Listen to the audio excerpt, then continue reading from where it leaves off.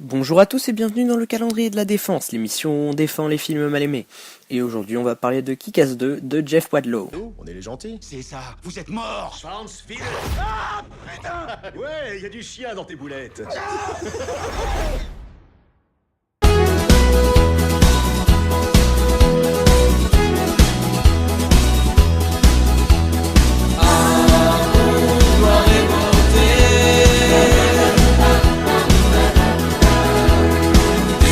Alors là on s'attaque à un gros poisson, ce film est la suite de Kick-Ass 1. Est-ce qu'il faut vraiment que je vous fasse le résumé de Kick-Ass 1 ?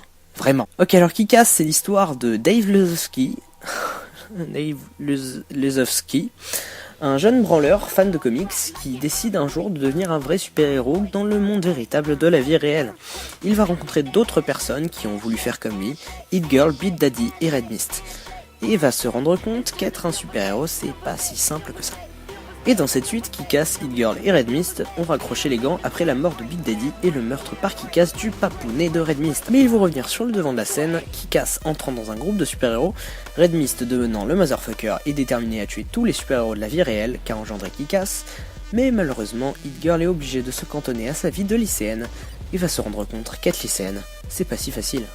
Alors, ce film a anéanti l'espoir de tout de suite à la licence Kick-Ass au cinéma, divisant les recettes du premier par deux pendant son exploitation sur le territoire américain.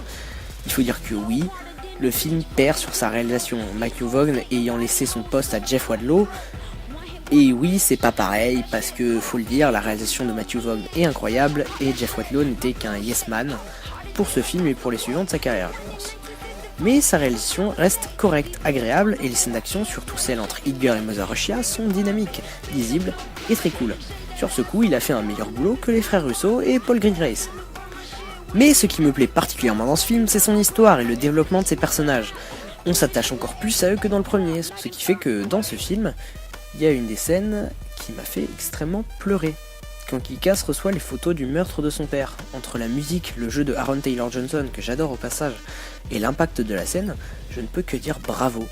Ensuite, je ne pouvais bien sûr pas détester un film avec Chloé Grace Moretz et Jim Carrey dedans, étant deux de mes acteurs favoris. Je perds toute objectivité en les voyant. Et les personnages, que ce soit le Motherfucker, Hit Girl, Kick-Ass, Dr. Gravity ou mon préféré le colonel Stars and Stripe, qui d'ailleurs, anecdote, est la fusion de deux personnages présents dans le comics, ont tous leur moment de gloire cool et épique. Voilà, j'adore ce film, c'est un de mes films de super-héros favoris et oui, je le préfère au premier.